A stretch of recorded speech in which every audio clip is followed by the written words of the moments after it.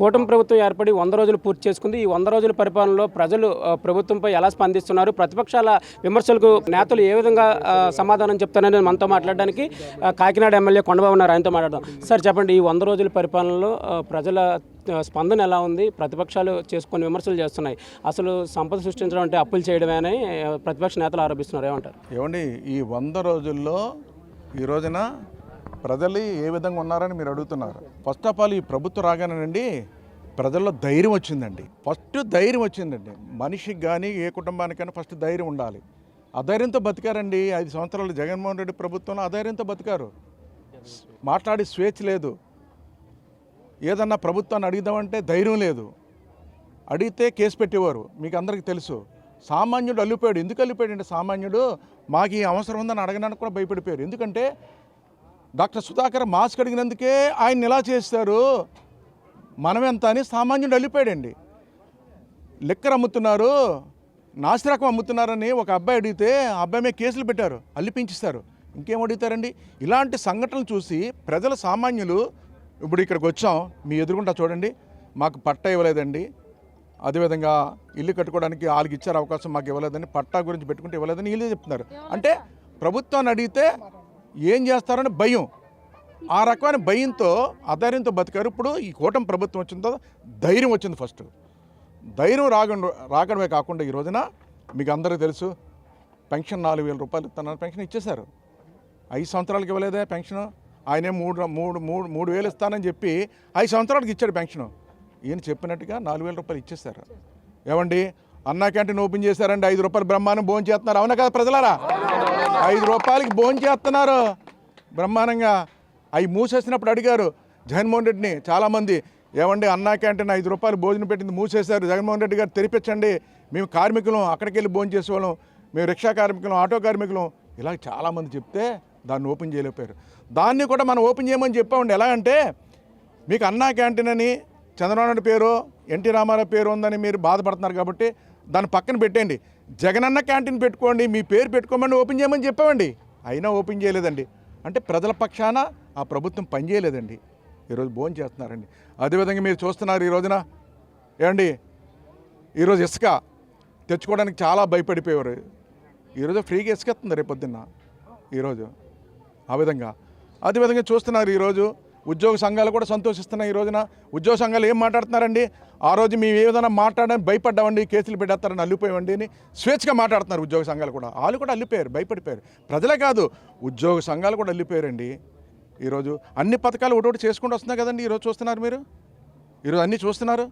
మేము చెప్పడం కాదు, మీ మీడియాలో వస్తేనే ఏదైతే పథకాలు మేము ప్రవేశపెట్టామో అన్నీ ఒకటొకటి చేసుకుంటూ వస్తున్నాం. ఈ రోజున ఫస్ట్ ధైర్యం వచ్చింది ప్రజల్లో, స్వేచ్ఛ వచ్చింది, ఆనందంగా ఉన్నారు. ఈరోజు సంక్షేమ పథకాలు ఏదైతే ఉన్నాయో మాట ఇచ్చిన ప్రకారంగా అమలు చేస్తాం, ముందుకెళ్తాం. అదేవిధంగా అప్పులు అంటున్నారు మీరు. ఏమండి, ఆయన అప్పులు చేసింది ఎవరు ఖర్చు పెట్టాడో చూపించమనండి. అప్పులు చేసి అవినీతి పాల్పడ్డాడు. ఆయన అప్పులు చేసి అవినీతి పాల్పడ్డాడు. లెక్కలు చెప్పమనండి ఒకసారి. ప్రతిదీ కూడా అవినీతి ఏ రకంగా చేస్తారో ఒకటి బయటపడుతున్నాయి. ఈ రోజున మీరు చూస్తున్నారు. ఈరోజు ఈ ప్రభుత్వం అప్పులు చేయడానికి చేస్తుంది. అప్పులు మీరు అప్పులు చేస్తే రాష్ట్రాన్ని పాడు చేస్తారు, అప్పులు చేస్తుంది. కానీ ఈరోజు చాలామంది వస్తున్నారు ఈ రాష్ట్రంలో, పెట్టుబడి పెట్టడానికి వస్తున్నారు. అదేవిధంగా ఈ రాష్ట్రంలో స్వేచ్ఛగా వ్యాపారం చేసుకోవాలంటే వ్యాపారస్తులు గతంలో భయపడిపోయారు. ఇప్పుడు వ్యాపారస్తులు అందరూ వస్తున్నారు. రాను ఆదాయం పెరిగితే, ఏమండి ఒక మాటలో చెప్పాలంటే ఈరోజు చంద్రబాబు నాయుడు గారు ఈరోజు ఆయన ఆలోచన విధానాలు, ఆయన కష్టపడే కష్టం, ఈ రాష్ట్రం మీద ఉన్న అవగాహనే ఈ రాష్ట్రానికి పెద్ద పెట్టుబడి అండి. రాబోయేది ఆయనకున్న అనుభవం,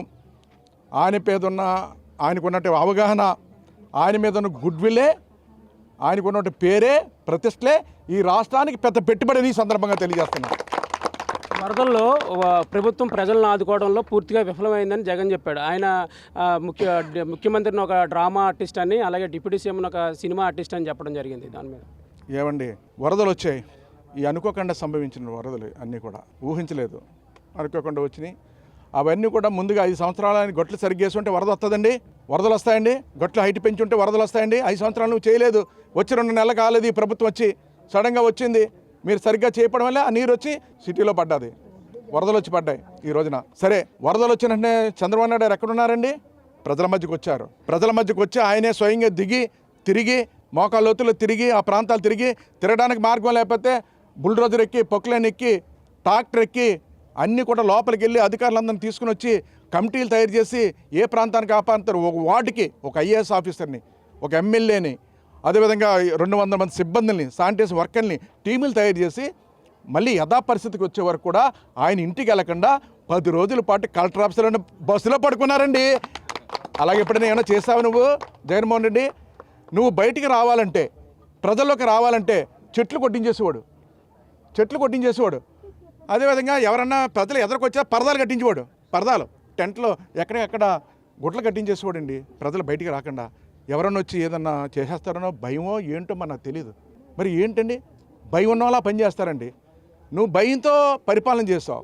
అదేవిధంగా ప్రజల మధ్యన పరిపాలన చేయలేదు, నువ్వు ప్రజలతో పరిపాలన చేయలేదు. ఈ చంద్రబాబు నాయుడు గారు 10 రోజుల పాటు వరద బాధితులతో అక్కడే ఉండి మళ్ళీ యథా పరిస్థితి వచ్చిన తర్వాత కలెక్టర్ ఆఫీసులో 10 రోజులు బస్సులో పడుకుని యథా పరిస్థితి వచ్చిన తర్వాత ఇంటికి వెళ్ళారండి. మీరు ఎప్పుడైనా వచ్చినప్పుడు మీ వీడియోలు చూడండి, మీ ప్రోగ్రాం తీద్దాం, మీ సాక్షి టీవీ ఛానల్లో తీసుకుందాం. మీ సాక్షి టీవీ ఛానల్ మీ ఛానల్ అయితే మళ్ళీ వ్యతిరేకం అంటారు. సాక్షి ఛానల్లో తీసుకుందాం. పరదాలు కట్టించేవారండి. మీరు వస్తే ఏ ఊరు వచ్చినా పరదాలు కట్టేసేవారు. అంతే చెట్లు కొట్టేసేవారండి. ఎప్పుడో వేసిన చెట్లు అండి, నీడిచ్చేయండి. అలాంటి చెట్లు కొట్టించేసేవాడండి. ఎందుకు కొట్టించేవాడు అర్థం కాలేదండి. ఆ చెట్టు మాట నుండి ఏదైనా చేసేస్తారని భయం అంటండి. ఒక ముఖ్యమంత్రిని ఈ రాష్ట్రంలో చంపేస్తారన్న భయం ఉందంటే తప్పు చేశాడు కాబట్టి. తప్పు చేసిన వ్యక్తికే భయం ఉంటుంది. ఆ భయం అవునా కదా చెప్పండి. తప్పు చేశాడు కాబట్టి భయపడి చూడండి ప్రజల్లోకి. ఆ విధంగా ఆయన పరిపాలన చేశాడు. ఈయన పరిపాలనకి ఆయన పరిపాలన చాలా తేడండి. ఏమండి ఇలాంటి విపత్తులు ఎదుర్కోవడం చంద్రబాబు నాయుడు గారికి ఇది కొత్త ఏం కాదండి. ఉదుత్ తుఫాన్ వచ్చిందండి.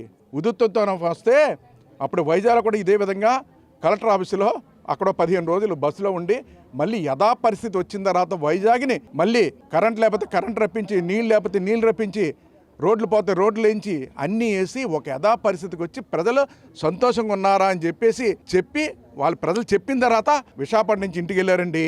ఆ విధంగా చేశారు ఆయన. ఈయనకేం కొత్త ఏం కాదు. కష్టాలను ఎదుర్కోవడంలో కష్టాలని ఏ విధంగా ఎదుర్కోవాలో, ఈ రాష్ట్రంలో ప్రజలు పడుతున్న కష్టాలను ఏ విధంగా ఎదుర్కోవాలో, ఏ విధంగా బయటపడాలో ప్రజల్ని ఆయనకు అవగాహన ఉంది. ఇది కొత్త ఏం కాదు. జగన్మోహన్ రెడ్డి ఉదుత్ తుఫాన్నే ఎదుర్కొని వచ్చాడు ఆయన. అలాగే 96లో పెద్ద తుఫాన్ వచ్చింది ఈస్ట్ గోదావరిలో. అప్పుడు సెల్ ఫోన్లు కూడా లేవండి. మీకు చెప్పాలి, ఈ ప్రజలకు చెప్పాలి, ఈ రాష్ట్ర ప్రజలు చెప్పాలి. కోనసీమ అంతా అతలకుతలం అయిపోయింది. మత్స్యకారులు ఏటకెళ్లారు. అప్పుడు కమ్యూనికేషన్ లేదు. సడన్ గా బోట్లు మునిగిపోయినాయి. 1400 మంది చనిపోయారండి మత్స్యకారులు. పెద్ద తుఫాన్ 96లో. అప్పుడు టెలిఫోన్ తప్ప ఇంకేమీ లేదు. కరెంట్ స్తంభాలు పడిపోయినాయి కోనసీమ అంతా కూడా. మన తాళరే వరకు ఈ తుఫాను బైరేపాలెం మొత్తం కరెంట్ స్తంభాల్లో ఏమీ లేవు, దారులు లేవు. 1400 మంది చనిపోయారు. బోట్లు ఏమో ఎక్కడెక్కడ తేలిపోయినాయి. కొబ్బరి చెట్లేమో సర్వనాశనం అయిపోయినాయి. పంట పొలాలు పోయినాయి, అన్నీ పోయినాయి. ఆయన హైదరాబాద్ నుంచి ఆ టైంలో హెలికాప్టర్లు వచ్చి మన కాకినాడ ఉప్పుమల్లో దిగారండి. ఆయన ఉప్పుమల్లో డైరెక్ట్గా దిగిపోయారు. అప్పుడు కలెక్టర్ లేరు, ఇంకా డిపార్ట్మెంట్ ఎవరు ప్రజల్లోకి వెళ్ళలేదు. ఈయన వచ్చిన తర్వాత కలెక్టర్లు అధికారులందరూ పరిగెట్టుకుని వచ్చి ఆ రోజు నుంచి మొదలుపెట్టి అప్పుడు రాజమండ్రిలో కూర్చుని ఆయన యథాప్రకారంగా పడిపోయిన కరెంట్ స్తంభాలను ఎత్తించి, కొత్త స్తంభాలు తెప్పించి, కరెంట్ ఇచ్చి, మంచినీళ్ళు ఇచ్చి, వాళ్ళకి భోజన సదుపాయాలు కల్పించి అన్ని సంతృప్తిని పరిచిన తర్వాత రాజమండ్రి నుంచి ఒక 2 వారాలు ఎంత ఉండిపోయారండి ఆ రోజున. అలా ఉండి యథాపరిస్థితి తీసుకొచ్చి 96 తుఫాన్ని మళ్ళీ ఆయన ఇంటికి వెళ్ళారండి. అలాంటి ముఖ్యమంత్రి దొరకడమే ఈ రాష్ట్రానికి అదృష్టం అని కూడా ఈ సందర్భంగా తెలియజేస్తున్నా. ఇప్పుడు జిల్లాలో ఒక విమర్శ అయితే నెలకొంది. ఈ కూటమి నేతలు అయితే ఉప్పు నిప్పుగా ఉంటున్నారు తప్ప కలిసి ఉండట్లేదు, వీళ్ళ మధ్య కోల్డ్ వార్ జరుగుతుందని. దీనిపై మీరు అదే కూటమి నాయకుల మధ్య ఉప్పు నిప్పు అని చుచ్చు పెడుతున్నారు. ఎవరు తెలుసండి? వైసీపీ వాళ్ళు చుచ్చు పెడుతున్నారు ఈ రోజున.